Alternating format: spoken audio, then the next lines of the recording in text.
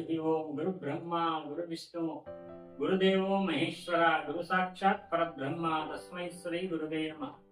ಗುರುವೇ ಸರ್ವಲೋಕಾನಾಂ ವಿಷಯ ಗೌರವಿನಾಂ ನಿಲಯೇ ಸರ್ವ ವಿದ್ಯಾನಾಂ ಶ್ರೀ ದಕ್ಷಿಣಾಮೂರ್ತಯೇ ನಮೋ ನಮಃ. ಜೀವನದಲ್ಲಿ ನಾವು ನಮ್ಮ ನಿತ್ಯ ಕರ್ಮಗಳನ್ನ ಮಾಡ್ತಾ ಇರ್ತೀವಿ. ಜೊತೆಗೆ ನಾವು ನಮ್ಮ ಜೀವನದಲ್ಲಿ ಏನಾದ್ರೂ ಒಂದು ವೃತ್ತಿಯಲ್ಲಿ ನಾವು ಇದ್ದಾಗ ನಮ್ಮ ಹೊಟ್ಟೆ ಬಟ್ಟೆ, ನಮ್ಮ ಜೀವನ, ಹೆಂಡತಿ ಮಕ್ಕಳು ಎಲ್ಲವನ್ನು ನೋಡ್ಕೊಳ್ತೇವೆ. ಆದ್ರೆ ನಾವು ಏನಾದ್ರೂ ಒಂದು ಸಾಧನೆ ಮಾಡಬೇಕು, ನಮ್ಮ ಜೀವನದಲ್ಲಿ ಹಿಂದೆ ಏನಾಗಿತ್ತು, ಇವಾಗ ಏನ್ ನಡೀತಾ ಇದೆ, ಮುಂದೆ ಏನಾಗ್ತಾ ಇದೆ ಅಂತಕ್ಕಂಥ ವಿಚಾರವನ್ನು ತಿಳ್ಕೋಬೇಕು. ವಿಶೇಷವಾಗಿರ್ತಕ್ಕಂಥ ಮಹಾಶಕ್ತಿ ಆಗಿರ್ತಕ್ಕಂಥ ದೇವಿಯರನ್ನ ನಾವು ಕಾಂಟ್ಯಾಕ್ಟ್ ಮಾಡಬೇಕು, ದೇವರನ್ನ ಕಾಂಟ್ಯಾಕ್ಟ್ ಮಾಡಬೇಕು, ಅವ್ರ ಜೊತೆ ನಾವು ಕಮ್ಯುನಿಕೇಟ್ ಮಾಡ್ಕೋಬೇಕು. ನಮ್ಮ ಜೀವನದಲ್ಲಿ ಒಳ್ಳೆ ಒಂದು ಸದ್ಗತಿಯನ್ನ ಪಡಿಬೇಕು, ಒಳ್ಳೆ ಒಂದು ವಿಶೇಷವಾಗಿರ್ತಕ್ಕಂಥ ಆರೋಗ್ಯ ಆಗ್ಲಿ, ಐಶ್ವರ್ಯ ಆಗ್ಲಿ, ಪ್ರತಿಯೊಂದನ್ನು ನಾವು ಪಡ್ಕೋಬೇಕು ಅಂತಕ್ಕಂಥ ಒಂದು ವಿಚಾರದಲ್ಲಿ ನಾವು ಇದನ್ನ ಹುಡ್ತಾ ಹೋದಾಗ ಅದ್ಭುತವಾಗಿರ್ತಕ್ಕಂಥ ವಿದ್ಯೆಗಳ ಪರಿಚಯ ಆಗುತ್ತೆ. ಸಾವಿರಾರು ವರ್ಷಗಳ ಹಿಂದೆ ಮಹರ್ಷಿ ಪರಾಶರ ಮಹರ್ಷಿಗಳಿಂದ ಹಿಡಿದು ವಿಶೇಷವಾಗಿರ್ತಕ್ಕಂಥ ಮಹರ್ಷಿಗಳೆಲ್ಲ ಬರೆದಿರ್ತಕ್ಕಂಥ ಗ್ರಂಥಗಳಲ್ಲಿ ಹೋರ ಅನ್ನುವಂತ ಗ್ರಂಥ ಬಹಳ ಒಂದು ಅದ್ಭುತವಾಗಿರ್ತಕ್ಕಂಥ ಗ್ರಂಥ. ಈ ಹೋರ ಗ್ರಂಥವನ್ನ ಜ್ಯೋತಿಷ್ಯ ಅಂತ ಹೇಳಿ ಕರೆದಿದ್ದಾರೆ. ಜ್ಯೋತಿಷ್ಯ ಅಂದ್ರೆ ಸೂರ್ಯನ ಹೆಸರು, ಜ್ಯೋತಿ ಸೂರ್ಯನ ಹೆಸರು. ಆ ಸೂರ್ಯನು ಬೆಳಗ್ಗೆಯಿಂದ ಸಂಜೆ ಅಸ್ತಮಾನ ಆಗೋ ತನಕ, ಮತ್ತೆ ಮಾರನೇ ದಿವಸ ಉದಯದಿಂದ ಅಸ್ತಮಾನ ಆಗೋ ತನಕ, ಬೆಳಗ್ಗೆಯಿಂದ ರಾತ್ರಿ ತನಕ ಅಹೋರಾತ್ರ ಅಂತ ಏನ್ ಕರಿತೀವಿ ನಾವು, ಆ ಅಹೋರಾತ್ರ ಪದದ ಮೊದಲನೇ ಕೊನೆಯ ತ್ರಾವನ್ನು ತೆಗೆದಾಗ ಹೋರ ಅನ್ನುವಂಥದ್ದಾಗತ್ತೆ. ಈ ಹೋರ ಶಬ್ದ ಏನು ಅಂತ ಹೇಳಿದ್ರೆ, ಇದನ್ನ ನಾವು ವಿಶೇಷವಾಗಿ ಜ್ಯೋತಿಷ್ಯದಲ್ಲಿ ಗಣಿತ ಬರುತ್ತೆ, ಸ್ಕಂದ ಬರುತ್ತೆ, ಪ್ರತಿಯೊಂದು ವೇದಗಳಿಗೆ ಸಂಬಂಧಪಟ್ಟಿರ್ತಕ್ಕಂಥ ಮಹಾ ವಿಷಯಗಳೆಲ್ಲ ಈ ಒಂದು ಜ್ಯೋತಿಷ್ಯದಲ್ಲಿ ಅಡಕವಾಗಿದೆ. ಅಂತ ಜ್ಯೋತಿಷ್ಯದಲ್ಲಿ ನಾವೇನ್ ಮಾಡ್ತೀವಿ ಅಂತ ಹೇಳಿದ್ರೆ, ಜಾತಕವನ್ನ, ಯಾವ ಮಗು ಹುಟ್ಟುತ್ತೆ ಆ ಮಗುವಿನ ಜಾತಕವನ್ನ ನಿರ್ಮಾಣ ಮಾಡ್ತೀವಿ. ಆ ಜಾತಕವನ್ನು ನಿರ್ಮಾಣ ಮಾಡಿದಾಗ ಆ ಜಾತಕದಲ್ಲಿ ಇರ್ತಕ್ಕಂಥ ವಿಚಾರಗಳು ಆ ಮಗುವಿನ ಜೀವನದಲ್ಲಿ ನಡೀತಾ ಹೋಗುತ್ತೆ. ಮಗು ಹುಟ್ಟಿದಾಗಿಂದ ಕೊನೆಯ ಉಸಿರು ಎಳೆಯೋ ತನಕ ಜೀವನದಲ್ಲಿ ಆ ವಿಷಯಗಳು ನಡೀತಾ ಹೋಗುತ್ತೆ. ಆದ್ರೆ ಅದನ್ನ ನಾವು ತುಂಬಾ ಅಕ್ಯುರೇಟ್ ಆಗಿ ಕರೆಕ್ಟ್ ಆಗಿ ಹಿಂಗೆ ಆಗಿದೆ ಅಂತ ಹೇಳಲಿಕ್ಕೆ ಆಗಲ್ಲ.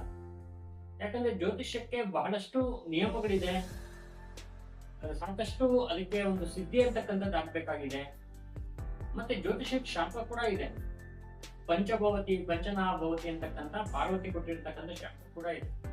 ಅದರಿಂದ ಅಷ್ಟೊಂದು ಅಕ್ಯುರೇಟ್ ಆಗಿ ಬರುತ್ತೆ ಅಂತಕ್ಕಂಥ ವಿಚಾರದಲ್ಲಿ ನಾವು ಸ್ವಲ್ಪ ಅದನ್ನ ಪೂರ್ತಿಯಾಗಿ ಹೇಳಲಿಕ್ಕೆ ಆಗೋದು. ಆದ್ರೆ ದೇವಿಯ ಒಂದು ಶಕ್ತಿ ಮತ್ತು ಶ್ರದ್ಧೆ ಭಕ್ತಿಗಳಿಂದ ನಾವು ಹಾಕುವಂತಹ ಪ್ರಶ್ನೆ, ಈ ಜ್ಯೋತಿಷ್ಯದಲ್ಲೇ ಒಂದು ಭಾಗ ಆದ್ರೂ ಕೂಡ ಪ್ರಶ್ನಾಶಾಸ್ತ್ರ ಅಂತಕ್ಕಂಥದ್ದು ಬಹಳ ಒಂದು ವಿಶೇಷವಾಗಿರ್ತಕ್ಕಂಥ, ಅತಿ ಸುಲಭವಾಗಿರ್ತಕ್ಕಂಥ, ಅತಿ ಸರಳವಾಗಿರ್ತಕ್ಕಂಥ, ಬೇಗ ನಾವು ಅದನ್ನ ನೋಡಿ ಒಂದು ಯಾವುದೇ ಒಂದು ಪ್ರಶ್ನೆಗಳಿದ್ರು ಕೂಡ ಅದಕ್ಕೆ ಆನ್ಸರ್ ಅನ್ನು ಕೊಡುವಂತ ಶಕ್ತಿ ಪ್ರಶ್ನಾಶಾಸ್ತ್ರಕ್ಕಿದೆ. ಪ್ರಶ್ನಾಶಾಸ್ತ್ರದಲ್ಲಿ ಪ್ರಮುಖವಾಗಿ ಬರುವಂತಹ ತಾಂಬೂಲ ಶಾಸ್ತ್ರ, ವಿಳ್ಯದೆಲೆ ಬಣ್ಣ, ವಿಳ್ಯದೆಲೆಯ ಚಿಹ್ನೆಗಳು, ವಿಳ್ಯದೆಲೆಯ ಗೆರೆ, ವಿಳ್ಯದೆಲೆಯ ಆಕೃತಿ, ಅದು ಎಡಗಡೆನ ಬಲಗಡೆನ ಎಲ್ಲವನ್ನೂ ಕುಲಂಕುಷವಾಗಿ ಪರಿಶೀಲನೆ ಮಾಡಿ, ದೊಡ್ಡ ಎಲೆ, ಚಿಕ್ಕ ಎಲೆ, ಮಧ್ಯಮ ಎಲೆ ಎಲ್ಲವನ್ನು ಪರಿಶೀಲನೆ ಮಾಡಿ, ಅಡಿಕೆಯ ಒಂದು ಗಾತ್ರ ಆಕೃತಿಯನ್ನ ನೋಡಿ, ಸಂಖ್ಯೆಯನ್ನ ನೋಡಿ ನಾವು ಹಿಡಿಯುವಂತ ಒಂದು ಶಾಸ್ತ್ರ ಪ್ರಶ್ನಾಶಾಸ್ತ್ರದ ಒಂದು ಭಾಗ ತಾಂಬೂಲ ಶಾಸ್ತ್ರ. ಇನ್ನು ವಿಶೇಷವಾಗಿರ್ತಕ್ಕಂಥ ಮಂತ್ರ ಪೂರಿತವಾಗಿರ್ತಕ್ಕಂಥ ಸಮುದ್ರ ರಾಜನ ಒಂದು ಉದರದಿಂದ ಬಂದಿರತಕ್ಕಂಥ ಒಂದು ಕವಡೆಗಳು ಅಂತ ನಾವೇನು ಹೇಳ್ತೀವಿ, ದಳ, ಅದನ್ನ ರಮಣಶಾಸ್ತ್ರ ಅಂತ ಹೇಳಿ ಕರಿತೀವಿ. ರಮಲ ಅಂತ ಹೇಳಿ ಕರಿತೀವಿ. ಆ ರಮಣಶಾಸ್ತ್ರ ವಿಶೇಷವಾಗಿರ್ತಕ್ಕಂಥ ಕವಡೆ ಶಾಸ್ತ್ರ. ಇನ್ನು ತಾಂಬೂಲ ಶಾಸ್ತ್ರ ಅಂದ್ರೆ ಅಕ್ಕಿಯನ್ನ ನಾವು ವಿಶೇಷವಾಗಿ ಇಟ್ಟು ಅದನ್ನ ಕುಂಡಲಿಯ ಮೇಲೆ ಇಟ್ಟು ಅದರ ಒಂದು ಶಾಸ್ತ್ರವನ್ನು ನೋಡುವಂತಹ ನಿಯಮದಲ್ಲಿ ನೋಡುವಂತಹ ಒಂದು ಶಾಸ್ತ್ರ ಆಂಡೂಲ ಶಾಸ್ತ್ರ. ಮತ್ತೆ ವಿಶೇಷವಾಗಿ ಪ್ರಶ್ನಾ ಕುಂಡಲಿ, ಇದೆಲ್ಲದರ ಒಂದು ತಳಪಾಯ ಯಾವುದಂದ್ರೆ ಪ್ರಶ್ನಾ ಕುಂಡಲಿ. ಈಗ ನೀವು ಜನ್ಮ ಕುಂಡಲಿಯನ್ನು ನೋಡಿದ್ರೆ ಜೊತೆಗೆ ಎಲ್ಲವನ್ನು ನೋಡ್ತಾ ಬರ್ಬೇಕು. ಪ್ರಶ್ನೆ ಕುಂಡಲಿ ಬರೀ 10 ನಿಮಿಷದಲ್ಲಿ ನಿಮ್ಗೆ ಯಾವ ಪ್ರಶ್ನೆ ಇದೆಯೋ ಅದಕ್ಕೆ ಆನ್ಸರ್ ಅನ್ನ ಮಾಡುವಂತ ಶಕ್ತಿ ಇದೆ ಪ್ರಶ್ನೆ ಕುಂಡಲಿಗೆ. ಹಾಗಾಗಿ ಪ್ರಶ್ನೆ ಕುಂಡಲಿ ಇದೆಲ್ಲವನ್ನು ಸೇರಿಸಿ ನೋಡುವಂತದ್ದು ಪ್ರಶ್ನಾಶಾಸ್ತ್ರ ಅಂತ ಹೇಳ್ತೀವಿ. ಈ ಪ್ರಶ್ನಾಶಾಸ್ತ್ರ ನಾವು ನೋಡ್ಬೇಕಾದ್ರೆ ವಿಶೇಷವಾಗಿರ್ತಕ್ಕಂಥ ದೇವಿಯ ಒಂದು ಶಕ್ತಿ ಸಿದ್ಧಿ ನಮ್ಗೆ ಇರಬೇಕು.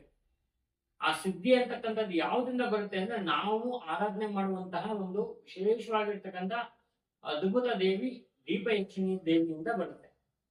ಸೊ ನಾವು ಹಿಂದಿನ ಒಂದು ಕಾಲಘಟ್ಟಗಳಿಂದಾನು ಕೂಡ ದೀಪಯಕ್ಷಿಣಿ ಆರಾಧಕರಾದ್ರಿಂದ, ನಮ್ಮ ಪೂರ್ವಿಕರಲ್ಲೂ ಯಕ್ಷಿಣಿಯ ಒಂದು ಸಾಧನೆ ಬಂದಿರೋದ್ರಿಂದ, ಈ ಯಕ್ಷಿಣಿ ಸಿದ್ಧಿ ತುಂಬಾ ಚೆನ್ನಾಗಿ ಹೊಂದಿರೋದ್ರಿಂದ ನಾವು ಏನ್ ಮಾಡ್ತಾ ಇದ್ವಿ ಅಂದ್ರೆ ನಮ್ಮ ಪ್ರಿಯವಾಗಿರ್ತಕ್ಕಂಥ ಶಿಷ್ಯಂದಿರಿಗೆ ಈ ಒಂದು ಯಕ್ಷಿಣಿ ಸಿದ್ಧಿ ಸಾಧನೆ ಜೊತೆಗೆ ಪ್ರಶ್ನಾಶಾಸ್ತ್ರವನ್ನ, ಅದರಲ್ಲೂ ಕೂಡ ಈ ರಮಣ ಶಾಸ್ತ್ರ ಅಂತ ಏನ್ ಹೇಳ್ತೀವಿ, ಗೋಡೆ ಶಾಸ್ತ್ರ, ಆ ಒಂದು ಶಾಸ್ತ್ರವನ್ನ ಅದರ ಜೊತೆಗೆ ತಾಂತ್ರಿಕ ಪರಿಹಾರಗಳನ್ನ ಒಂದು ಹೇಳುವಂತಹ ಒಂದು ಶಾಸ್ತ್ರ, ಅದ್ಭುತವಾಗಿರ್ತಕ್ಕಂಥ ಶಾಸ್ತ್ರ, ನಾವು ಅದನ್ನ ಹೇಳ್ಕೊಡ್ತಾ ಬಂದಿದ್ವಿ.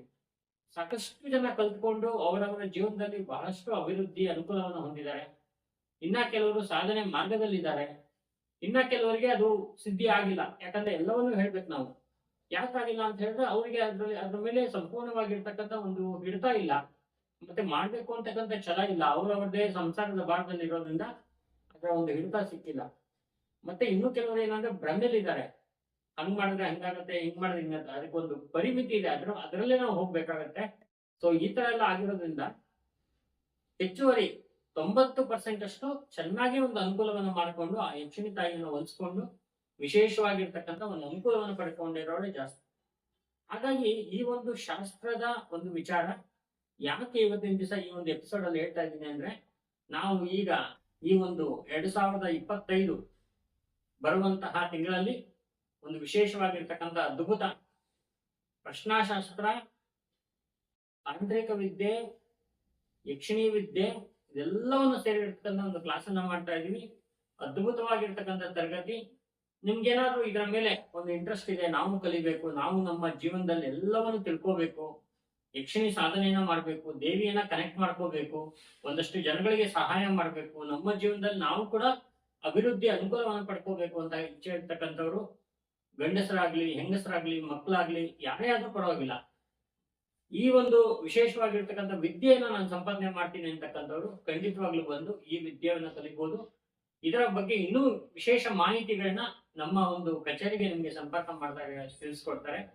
ಮತ್ತೆ ಈ ಒಂದು ವಿದ್ಯೆಯನ್ನ ಸಂಪೂರ್ಣವಾಗಿ ಯಾವುದೇ ಒಂದು ಅದರಲ್ಲಿ ಒಂದು ಹಿಡಿತ ಇದ್ದೇನೆ ಒಂದು ಸಂಪೂರ್ಣವಾಗಿರ್ತಕ್ಕಂಥ ವಿದ್ಯೆಯನ್ನ ನಾನು ನಿಮ್ಗೆ ಪೂರ್ತಿಯಾಗಿ ನಾನು ಅದನ್ನ ವಿದ್ಯಾದಾನವನ್ನು ಮಾಡ್ತೀನಿ. ಅದನ್ನ ನೀವು ಕಲ್ತ್ಕೊಂಡು ನಿಮ್ಮ ಜೀವನದಲ್ಲಿ ಒಳ್ಳೆಯ ಒಂದು ಸಾಧನೆಯನ್ನು ಪಡ್ಕೊಳ್ಳಿ.